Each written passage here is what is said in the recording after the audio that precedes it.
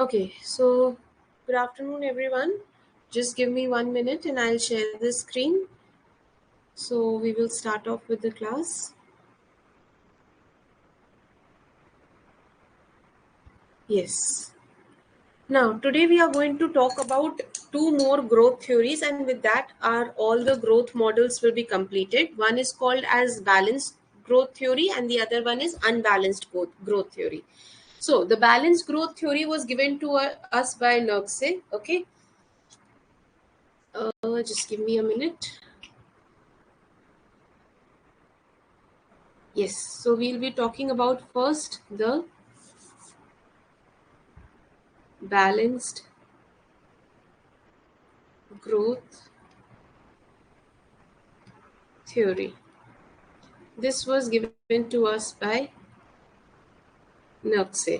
So basically, the basic idea of your balanced growth theory is that the economists suggest that in the entire economy, the growth which happens that should be in a balanced way, because when the growth is happening in a balanced manner in the economy, then the economy tends to grow faster. Okay, and if you all remember the vicious circle of poverty, that was actually given to us by Nurse. Okay, so what Nurse has suggested it, Nurse says that the major obstacle to development of the underdeveloped economy is this vicious circle of poverty. So Nurse says that the major obstacle for underdeveloping economies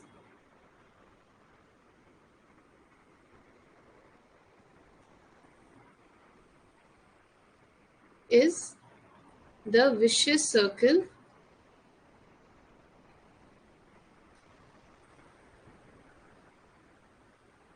of poverty. And what exactly is the vicious circle of poverty? So vicious circle of poverty basically shows that income in underdeveloped countries is low, and because of this low income, the development is low, and this is actually a circle which the economies are not able to get out of. And that is why most of the underdeveloping economies always remain in the phase of development, and it takes them a lot of time to achieve the status of developed economies. Okay, so the reason why or how to get out of this vicious circle of poverty is that Nurse has laid the emphasis on induced investment. Okay, he says that the induced investment, the reason for remaining in the vicious circle of poverty is that he says that the induced investment in the economy is very low, and because of that, the this it becomes very tedious for the economies to move or to get out of the vicious circle. Okay, now to break the cycle in underdeveloped economies, it is important to have a balance between the demand and supply, and also the intersectoral growth has to be balanced so that the countries can come out of the cycle. So what was the other point by Nurse? That in order to come out of the cycle or circle, it is important to have an intersectoral growth. Intersectoral growth is what? That your main sector as well as your ancillary sectors, all the sectors are growing, because this vicious circle of poverty, Nurse has said that this is from the demand side also, and this is from the supply side also, and that has to be broken up. So how the circle basically is, we are going to talk from the demand side first.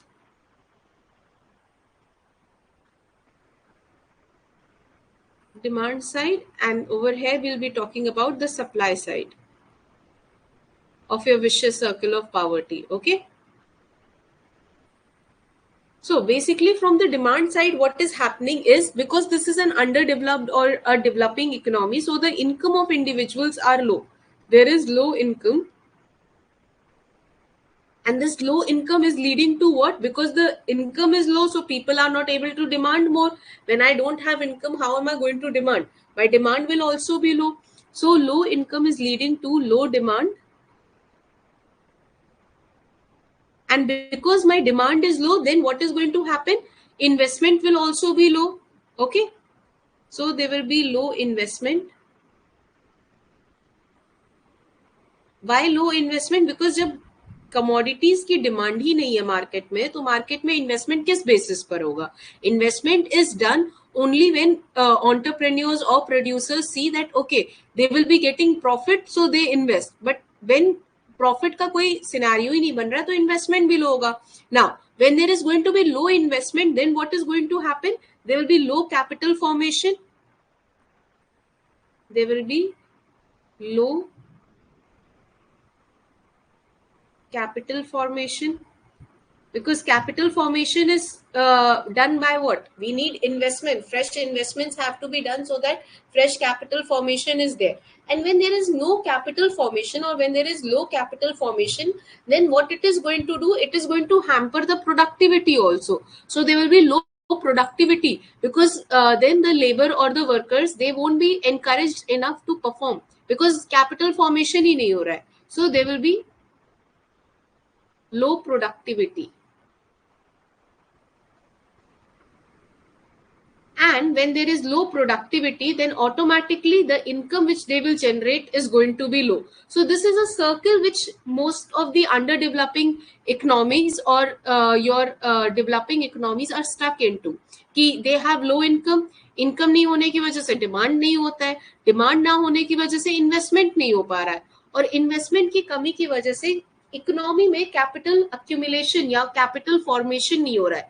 And जब capital formation नहीं होगा, तो वो जो एक drive होती है productivity बढ़ाने की, या that drive to produce more, that is hampered. And when the productivity is going to be low, then ultimately it is going to hit your income.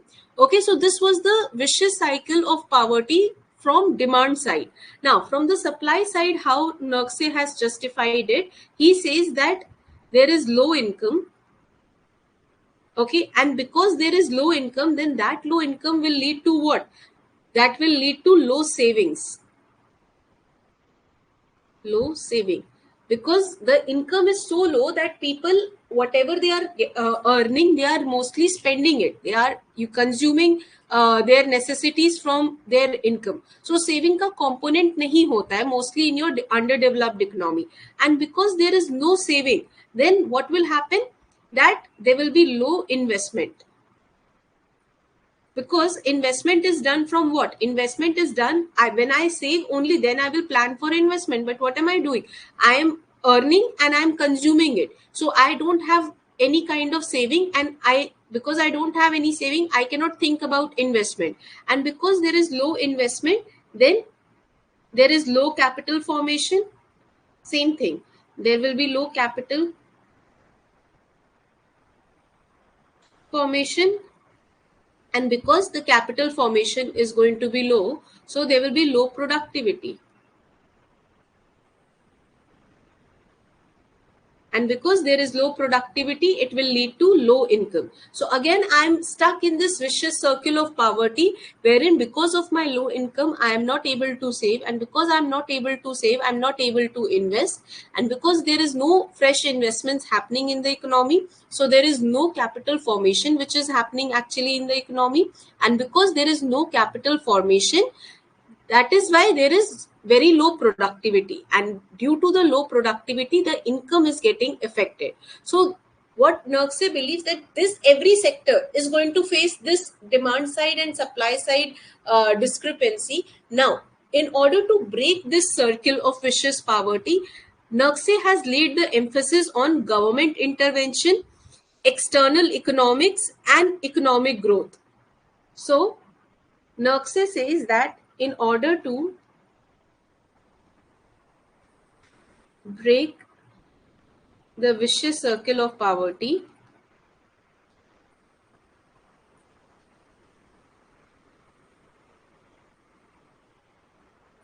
it is what are the who can help in breaking? First of all, government intervention. So government, through their schemes, through their programs, they can ensure that this cycle is broken. And how can they ensure? They could go for an expansionary fiscal policy where they are increasing their capital expenditure, okay, and by increasing the capex, they can boost the income of individual, because only when income will get a boost will other demand and supply side discrepancies be cleared. Then another way to break the vicious circle of poverty is through external economies. External economies क्या हो गई? Like there are two kinds of economies which we talk about: internal economies and external economies. So can you all tell me what, or can you give me any example of an external economy? Tell me what could be the external economies.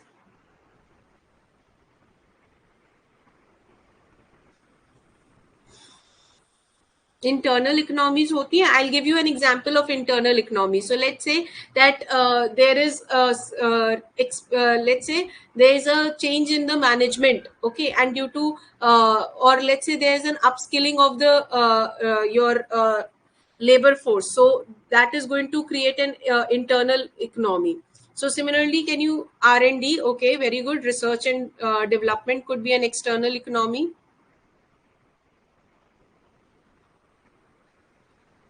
Any change in my supply and demand network through whom I procure my raw material, that could be also an external economy, okay, because that is impacting, like that is coming from outside. Then any such even government intervention is also an external economy. So basically these kinds of external economies, they can also indirectly impact my investment.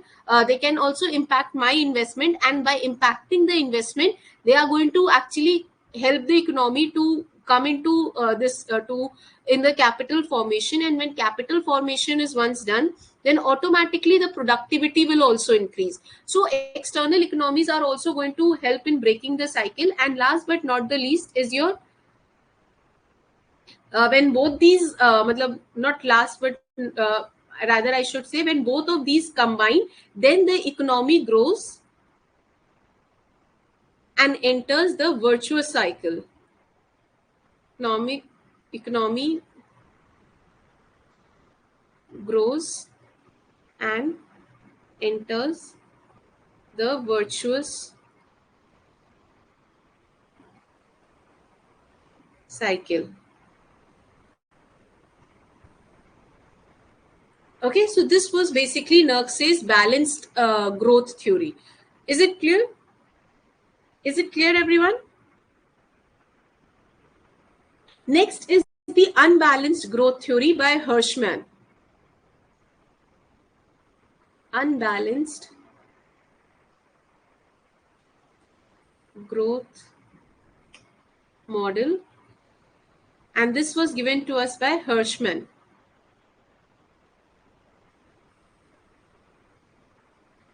Now, unbalanced growth theory model may basically what Hirschman had tried to say, that when we are talking about a underdeveloped economy or developing economy, then if we go for a balanced regional or balanced sectorial growth, it will take too long for the economy to grow. Instead of doing that, what the focus should be, that certain sectors should be chosen, and their huge investments, and they should be regarded as the center of growth, and over there full-fledged growth should be done. And once they grow, then they are going to distribute the benefits of those sectors is going to be reaped in throughout the entire economy, and gradually the economy will grow. Okay, so that is called as unbalanced growth theory. And through for explaining this, Hirschman had introduced the concept of forward linkages and backward linkages. He has talked about two types of linkages. One is forward linkage,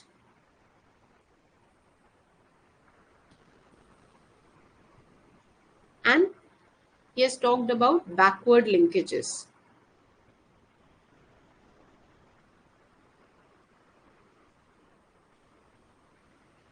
So what Hirschman says is, he says that there should be a leading sector, and how to identify this leading sector. So industries who have the greatest potential for growth, they should be identified as the leading sector, and all the investment should be done on this leading sector. Okay, and then when this leading sector develops, then it is going to develop the ancillary sector. So development to take place must require investment in two overheads. One is your social overhead of capital, and the other is direct productive activities. So under unbalanced growth, he says that investment must be made under social overhead capital,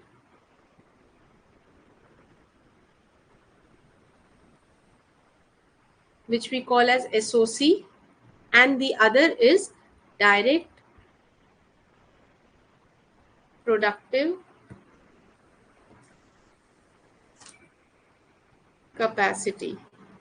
Not capacity, but activity.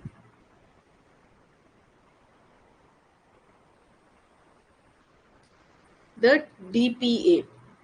Now, social overhead capital or SOC is what? So these are concerned with those series without which the primary, secondary, and tertiary sector cannot function. So what Hirschman has said, that investment in your social overhead capital is therefore called as autonomous investment. Okay, which is made with the motive of your profit, or this is necessary investment, because without this social overhead capital investment, neither your primary nor your secondary nor your tertiary investment matlab sector is going to function. So this cannot be avoided. While my direct productive activity mein investment kya hota hai, this includes investment which leads to direct increase in the supply or demand of the goods. So investment in DPA basically means the investment in private sector, because private sector ka motive kya hai? Private sector is not meant for welfare motive, as we all know. Private sector always looks for expansion. So what Hirschman says, that private sector, he has emphasized the investment in private sector, and he has said that it is important that private sector may be investment ho, because when investment is done in that, then that is going to lead to a sudden boost of you can say growth for the economy. Okay, talking about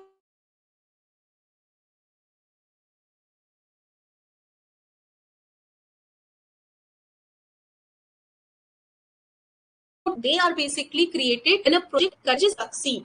Okay, and backward linkages is what? Backward linkages is basically when, due to the you can say due to the underdevelopment of a sector, the ancillary sectors are also suffering with underdevelopment. So that is why Hirschman had said that don't focus on the growth of all the sectors at once, but identify a sector as the leading sector and invest in there.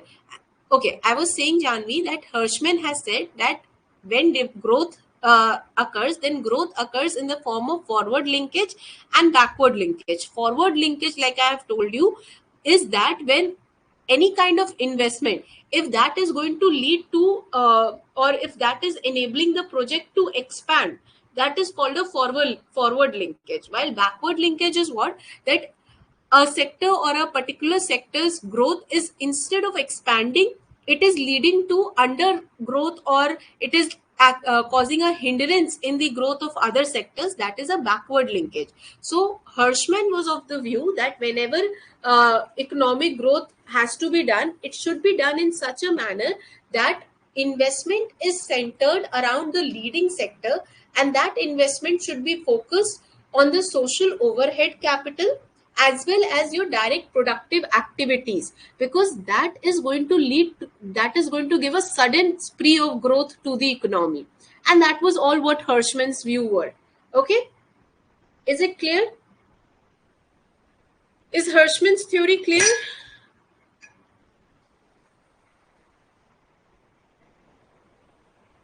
Okay, Then with that, we will be moving ahead with your development models now. Okay, all your growth theories have been discussed. Ek second. Yes, we have discussed the important growth theories. Now let's move ahead with the development models. So the first development model we'll be talking about is Myrdal's cumulative causative theory. The first model for development is Myrdal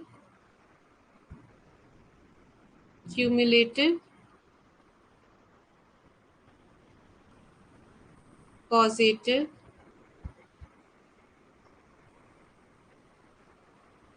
theory.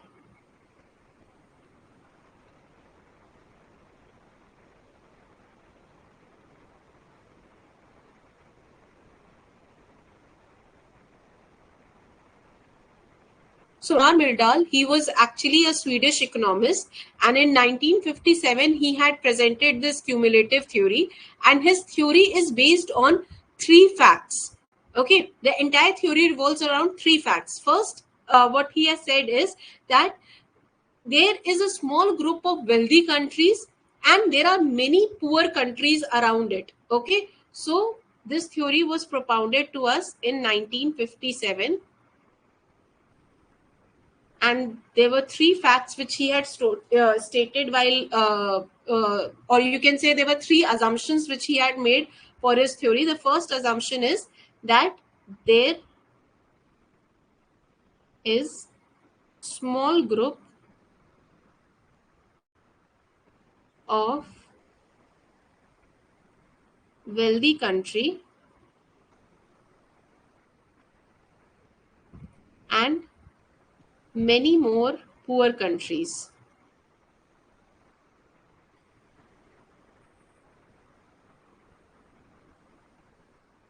Okay, the second basic fact which he had talked about is that the wealthy countries continue to grow while the poor countries are at a state of stagnation.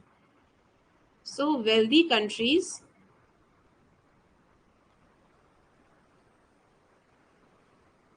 continue to develop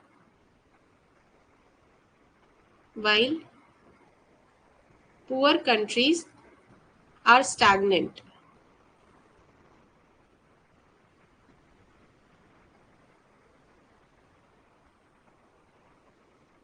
Okay, and the last basic assumption which he had made was that from the global point of view, the difference between the rich and the poor, that is with time it is growing larger and larger. From global perspective,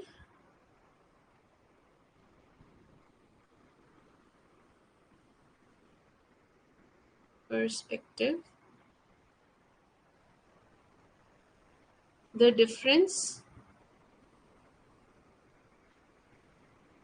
between rich and poor is widening.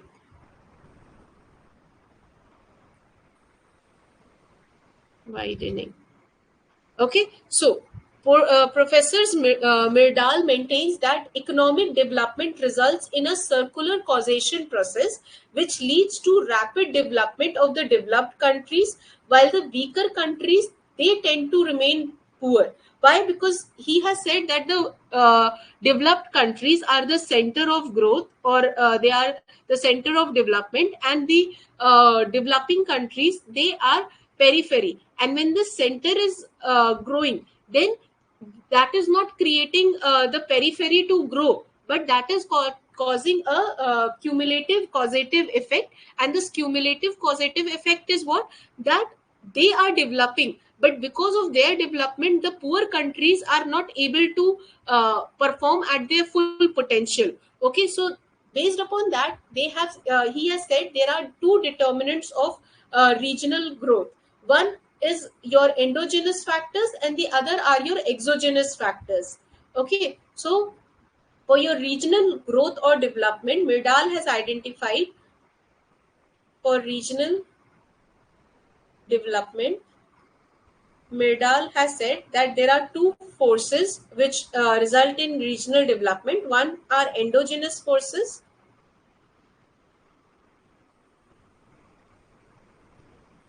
and the other are exogenous forces. Endogenous forces क्या है? Those forces which operate from within the region. Okay, operate from within the region. Like, for example, there could be distribution of factors of production like land, labor, capital, any change in that. So that is going to happen within the region. So these kinds of region, these kinds of factors. And exogenous forces are what? Those which operate from outside the region. Operate from outside. They can also lead to regional development. Like, let's say the demand for a product which is demanded from outside that region, okay, that could lead to development. For example, let's say there are certain products which are very specific to one particular region. You cannot find it everywhere. Like the minerals are there are certain minerals which are specific to a region. There are certain crops which can be grown for at certain climate only. Like we have saffron cultivation done in Kashmir. Now saffron cannot be cultivated on the plain lands and the hot climate of UP or Rajasthan. So the demand for it or the development will be due to saffron that particular region could develop. So those are called usually as, those are referred as exogenous factors. Okay, so what Myrdal says that the development happens due to the endogenous and exogenous factors, but the development of the center leads to, or not leads to, but you can say suppresses the development of the periphery. So I'll show it diagrammatically what he has tried to explain. So let's divide the page. Okay. Now on my LHS, I'm showing the case of center. There will be two diagrams I'll be drawing.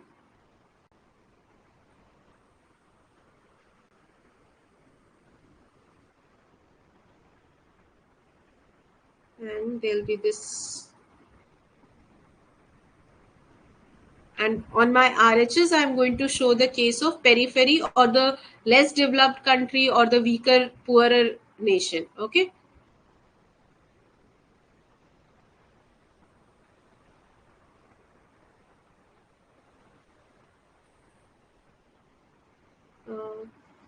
Wait.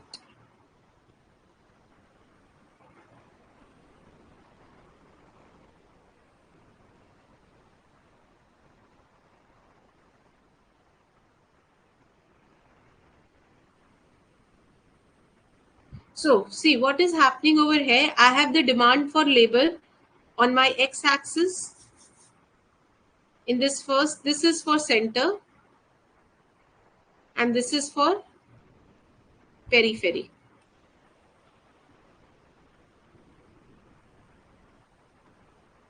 So on my x-axis over here, I'm showing you the labor. On my y-axis, I'm showing you wages. In the topmost diagram, in the second diagram on the y-axis, I'm showing you income. And on my x-axis, I'm showing you labor. Similarly, over here also on my y-axis, I'm showing you wages. And on my y-axis over here, I'm showing you income. And over here, we have our labor.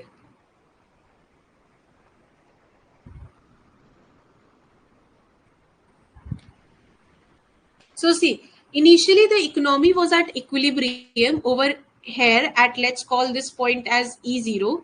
Okay, this is my demand for labor. This is my supply for labor for my developed economy. Similarly, for my developing or the underdeveloped economy or the periphery also, my demand was at DL. Okay, supply of labor was SL and my economy was at equilibrium at E0. So at E0, what was the scenario? At E0, my wage was over here, my quantity of labor which I provided at E0 was at this point, and the same line I'm going to take forward over here like this. Same thing, let me draw the diagram and then I'll explain.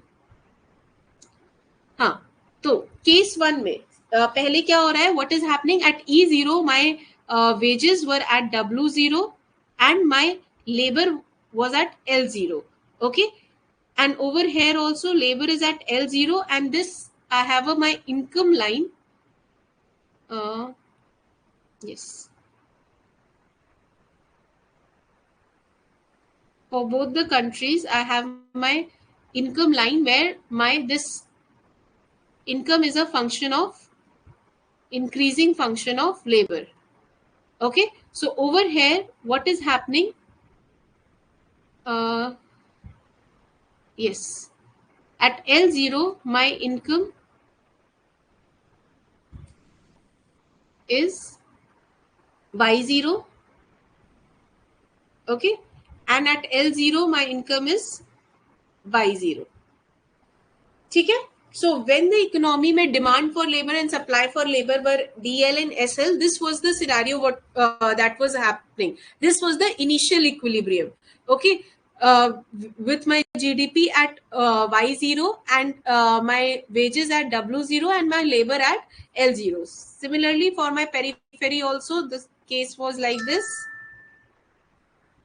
Okay, now let's say the economy begins to develop, and in the first phase what happens is that the center is growing. So when the center is going to grow, then what will happen, the demand curve will shift upward. So as a result of growth my demand curve has shifted upwards, and my demand curve is now over here.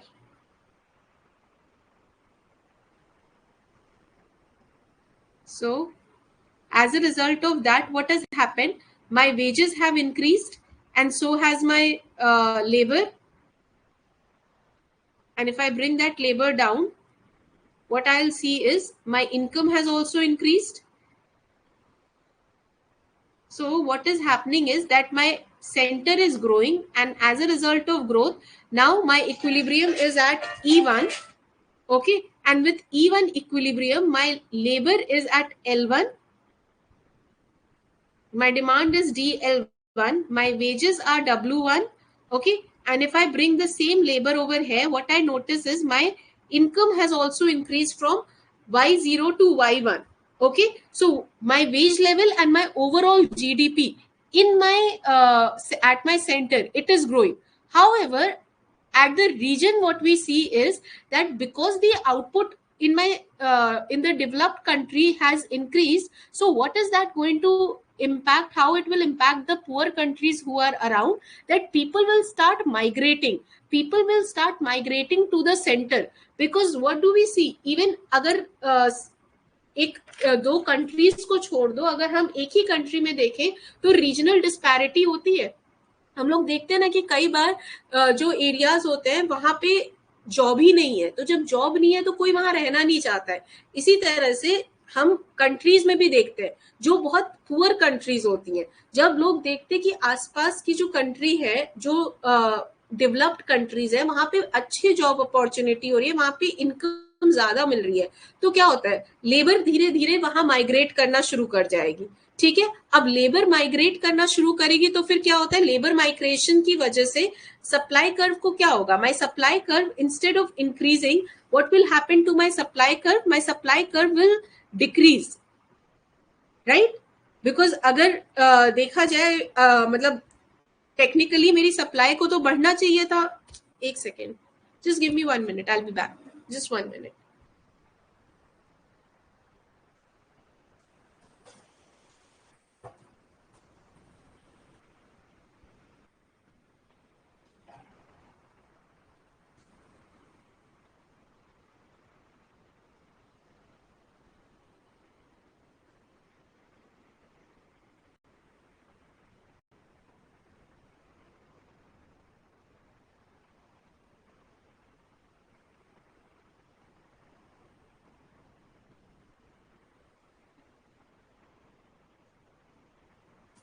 Yes. So what happens is that हाँ center में क्या हो रहा है that center has is going to sorry my periphery or my lesser developed country is going to suffer with labor migration. Out migration is going to occur, and therefore my supply curve is going to shift. Okay, and this shift in supply curve is going to result in what? It will result in a fall in my labor. My labor was at L0, but because out migration is there and my supply curve has shifted, so let's say there's a shift in my supply curve. So as a result of this shift, what has happened? My labor has fallen down.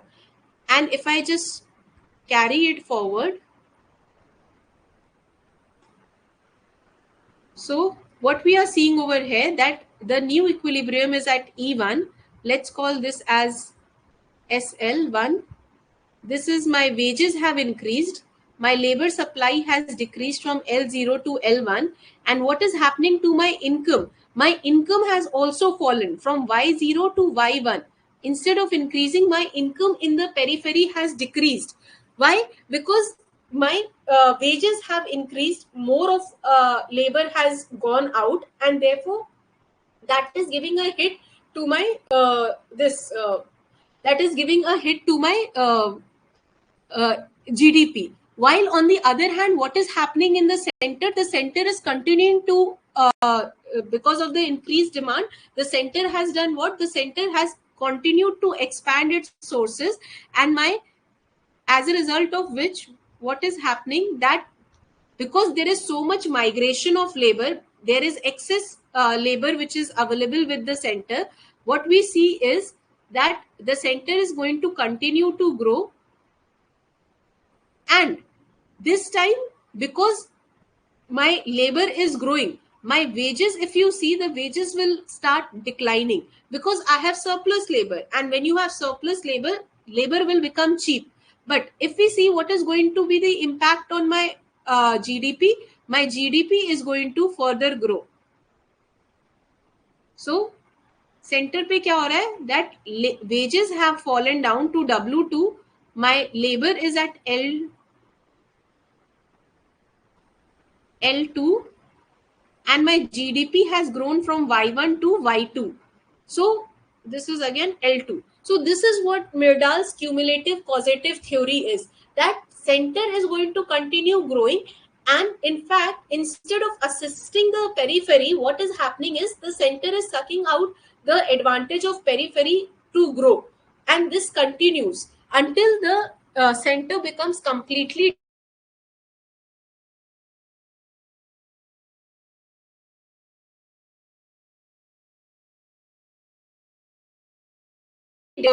resources. When there is idle labor or there is excess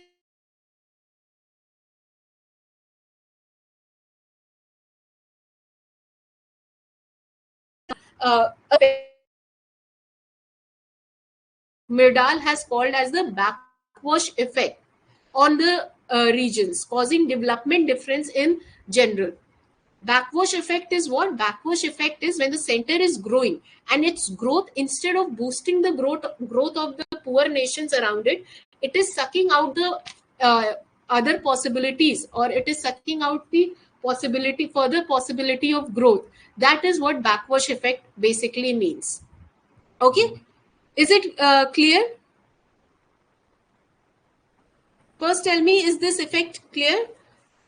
Okay, see, this entire thing, this is going to cause actually two kinds of effect. This causes two kinds of effect. One is backwash effect.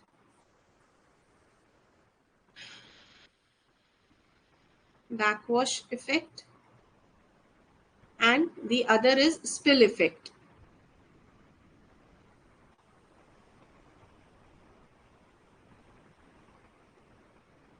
Backwash effect is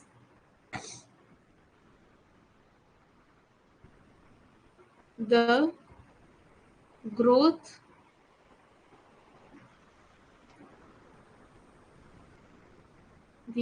of center leads to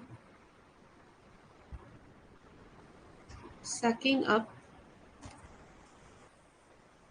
the development of poor countries. Okay, and spill effect is once center is fully developed,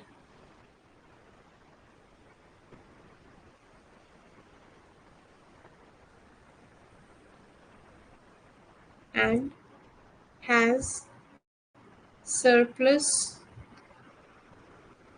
resources, it passes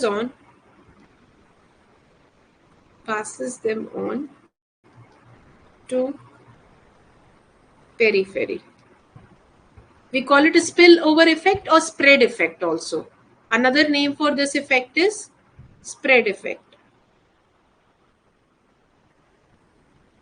So Arun what is happening is like मिर्डाल ने कुछ assumptions किए थे कि एक कुछ there are set of nations who are rich and wealthy there, and there are set of few nations who are poor and मतलब less developed. So what cumulative causative theory is trying to say, like over here I have explained you that the richer nations or the wealthier nations, they are growing and they are flourishing at the cost of what? At the cost of the poorer nation suffering because of them. And once these nations have completely developed, then then what happens? Then they have surplus labor also, they have surplus resources also, then they start passing on this surplus to the poorer or the periphery region, and then the periphery gets a chance to develop. Okay, is it clear? Is the backwash effect and the spread effect clear?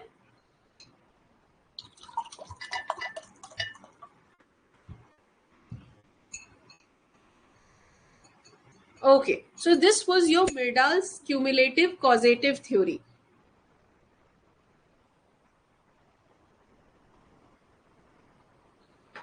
Next theory we are going to talk about is Karl Marx theory. Okay, so next, just give me a minute.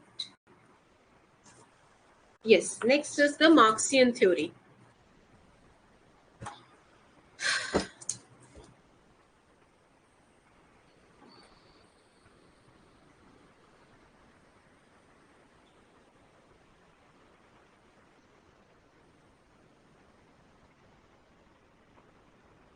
So we all know Karl Marx in his book Das Kapital. Marx has talked about economic growth and business cycles and all of it. So over there only he has talked about his principle.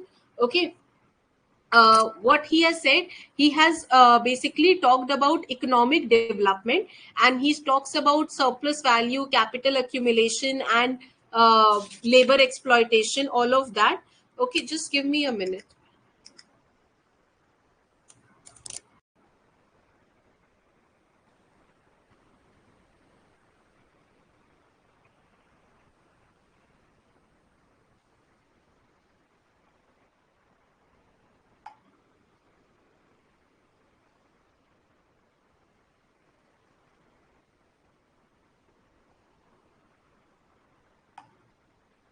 Yes. So, like I was telling you, that he has talked about certain terms. So, let's first get to know about matlab what exactly surplus value and these things mean. So, see, Marx was, we all know, he was associated with the capitalist ideology, and he told that, matlab, he said that free market, which was led by capitalists, they have a great tendency to substitute constant capital. Now, constant capital is what? It is the physical capital in the form of raw material, plant, machinery for variable capital. He talked about two kinds of capital. One was constant capital,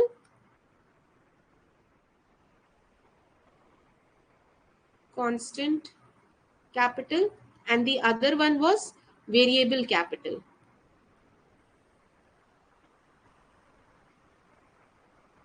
So constant capital was the capital in the form of your raw material, plant and machinery, or any kind of physical capital. Okay, that was basically constant capital. Variable capital was labor. So what Karl Marx believed, that he said that economies which were led by capitalists, they have a natural tendency to substitute this constant capital with variable capital. And he said that constant capital was not able to create surplus in the economy, because if it only produces itself and not any other form of production. However, variable capital or labor, it can reproduce itself and leave behind some surplus value in the economy. Okay, so as per him, if some surplus has to be generated, then we need the variable capital and not the constant capital, because constant capital does not have that tendency to recreate or reproduce something else. Constant capital can only produce itself. Like for example, अगर हम किसी plant and machinery पे काम कर रहे हैं, तो वो सिर्फ एक ही तरीके के प्रोडक्ट को जनरेट कर सकती है, वो एक से ज्यादा नहीं कर पाएगी. पर अगर मैं लेबर को लेकर इकोनॉमी की डेवलपमेंट को सोचूंगा, तो उससे मैं एक लेबर से मैं एन नंबर ऑफ चीजें डेवलप करवा सकता हूँ. Okay, so therefore as per him, the total value of unit produced in the economy was y is equal to c plus v plus s, where y is what? Y is the value of units produced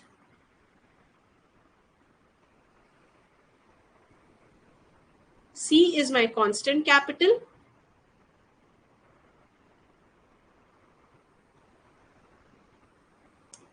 V is my variable capital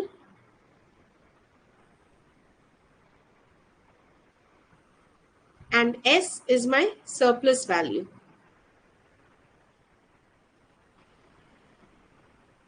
Okay, so what he says, Karl Marx says that the entire surplus, whatever is generated in the economy, that entire surplus is appropriation by the capitalist, as labor was given only the subsistence wage. So जो भी surplus economy में produce हो रहा है, वो labor के पास नहीं जाता है, but वो सारा का सारा surplus कैपिटलिस्ट के पास जाता है, और कैपिटलिस्ट उस सरप्लस को लेबर को देता है.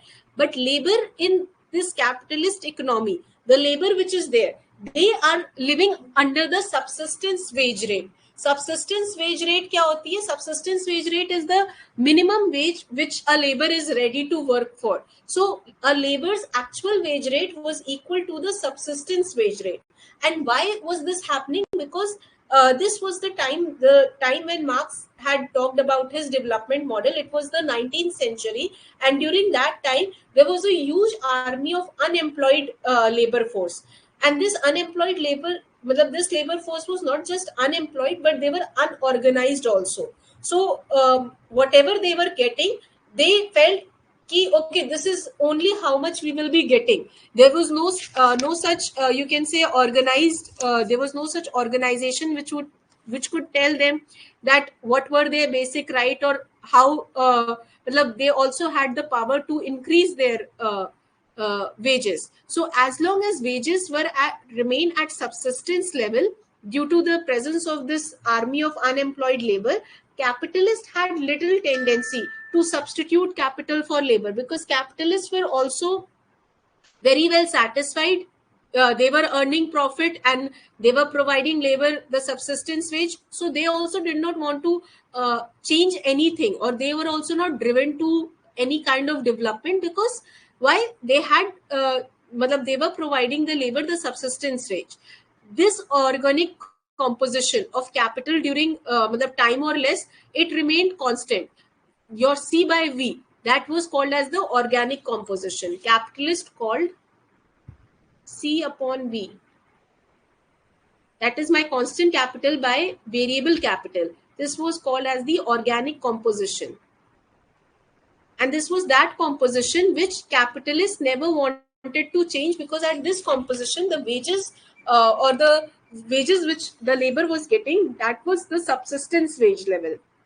But when the unemployed labor force was wiped out, then what happened? When more and more of people started getting work, and slowly when there was this unemployment scenario was getting when the economy was developing gradually, and when this unemployment started withering off, then what happened was that the wage rate that started rising. And this is rising wage rate was not, of course, liked by the capitalists, because they now what they saw ki if wage rate is rising, they will have to pay more from the surplus value which they were getting. So what they started doing was they started switching from labor intensive techniques to capital intensive technology. And as a result of this, the organic composition was disturbed, and the rate of profit which the capitalists were getting, that also started to that also started to decline. And the exploitation of labor which they were doing, that also started to decrease. And when this was happening, Marx says that the economy started to it reaches the developed stage. Okay, when what are the identities of a developed stage economy? That the capitalist surplus value is declining, the organic composition is disturbed, and the rate of exploitation of labor is also going to decline. Okay, now rate of declining profit by the capitalist, it's actually Karl Marx had said that it is a reality, more or less, whether early or in the later stages of development. If a economy is developing, this is bound to happen. And why is this bound to happen? Because there will be labor migration and immigration, which is going to lead to your this disturbance of your unemployed army of labor. Then there will be capitalism, which will be capitalism will be starting to be replaced by your federalism and imperialism, which will lead to this disturbance. And there will be a realization by the labor themselves that subsistence wage level is not what they should demand for. Rather, they are capable of earning a higher wage rate. And when these things happen, then the capitalist starts to fade, and there is you can say there is a different side of labor force and more organized labor force which starts to enter.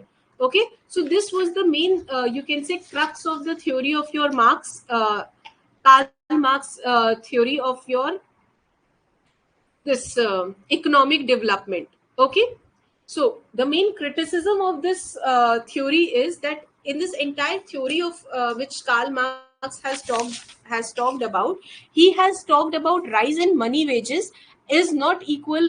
He has said that the rise of money wage is not equal to the rise in real wage. So in a way, if you see, Marx has ignored the fact that money wage is मतलब money wage and real wages में distinction नहीं किया है marks ने, जबकि ऐसा नहीं होता ऐसा नहीं होता है. मनी वेज और रियल वेज में there could be a difference. Why there could be a difference? क्योंकि अभी यही जो हम एग्जांपल मार्क्स बात कर रहे थे सब्सिस्टेंस वेज की, तो सब्सिस्टेंस वेज और एक्चुअल वेज में फर्क है, राइट? तो वही डिस्टिंक्शन जो था वो मार्क्स ने इग्नोर किया था. ओके, फिर मार्क्स की जो इंटरप्रिटेशन है ये डेवलपमेंट की, वो डेवलपमेंट जरूरी नहीं है कि that is happening at the verge of extinction of capitalism only. There are trade cycles which happen, so development can take place while capitalism is there due to trade fluctuations also. Like a बहुत clear example China का है. China भी तो developed country है, but capitalist economy है, development तो हो ही रहा है वहां पे भी. So it is not important that every time an economy develop, they have to forego the capitalism. Okay, and with this there was a third you can say criticism which followed it कि technological progress के बारे में कोई भी बात नहीं की है कार्ल मार्क्स ने. कार्ल मार्क्स की पूरी थ्योरी सिर्फ और सिर्फ लेबर सरप्लस वैल्यू, ये ऑर्गेनिक कॉम्पोजिशन, इसी से रिलेटेड है. टेक्नोलॉजिकल एडवांसमेंट्स भी तो होती है. Now these technological advancements have got nothing to do whether the economy is a socialist economy, capitalist economy और मिक्स्ड इकोनॉमी. बट अगर टेक्नोलॉजिकल एडवांसमेंट होंगे तो भी इकोनॉमी ग्रो करेगी. Okay, so these were few factors which led to the which were criticized. So I'll quickly write down the criticisms. Okay, first let me tell you why the capitalist or capitalism declined when profit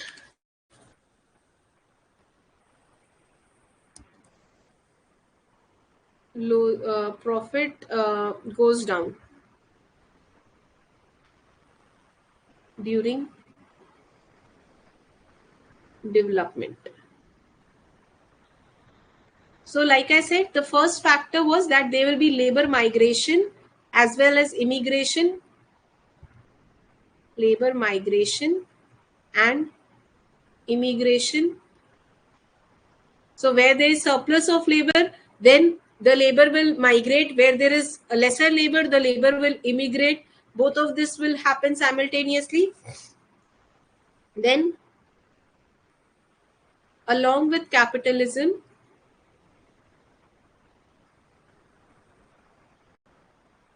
imperialism and feudalism also come.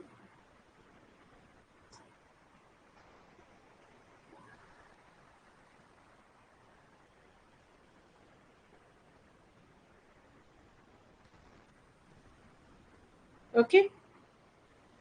And third, we can call it as a realization crisis by labor. Realization crisis by labor. What kind of realization crisis? That if they organize themselves, then they could get more wages, or they could earn more than the subsistence wage rate. Okay, so that crisis or that realization by labor, that also can lead to a decline in profit and the capitalism. The main criticism of his theory were,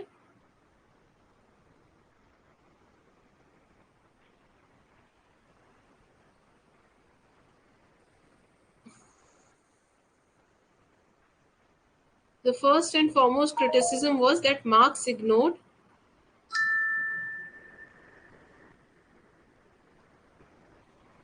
the difference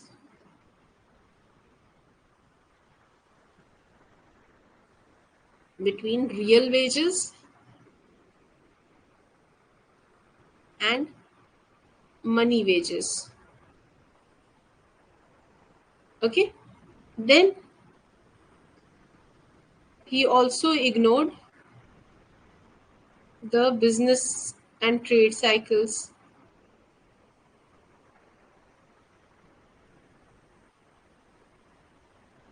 Okay. Also, he ignored the technological progress.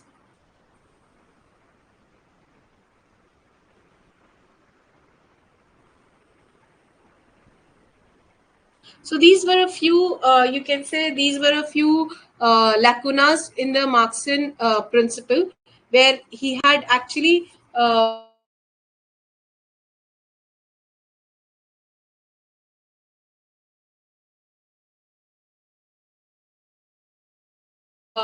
okay.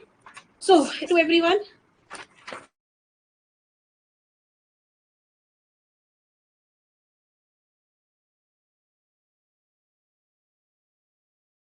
we have covered all your principles of growth as well as your development, because like I said, development may, there were not much theories which were important. These theories were important. So we have covered your growth model, all the growth models, and your development models also. What I want you all to do is, please go through all these models and see if there is any doubt, any confusion, and if you want some revision class or something like that, or if you feel that there is any other growth or development model which should have been covered, because I'll also cross check one, because mere end se these many models were important from your exam perspective. Okay. uh, for the January batch students who are here, you will be having one more class, because आप लोग का भी थोड़ा सा portion पिछला बचा हुआ है करने को, तो we will do that probably on Monday. For others, this was all regarding your growth and development. Please do revise it for your exam perspective. ठीक है. थ्योरीज के जो मेन एस्पेक्ट्स होते हैं ना, वो याद रखो. कई बार क्या होता है कि पूरी पूरी थ्योरी नहीं पूछ रहे हैं वैसे भी वो लोग, बट कुछ इंपॉर्टेंट एस्पेक्ट्स पूछ रहे हैं, तो please do remember them. Okay, revise well, diagrams याद रखो, even then you will be able to remember the theories. Okay, And yes, then on that note, I'll end the class. Any doubt, any confusion? Arun, Janvi, anything which you would like to ask?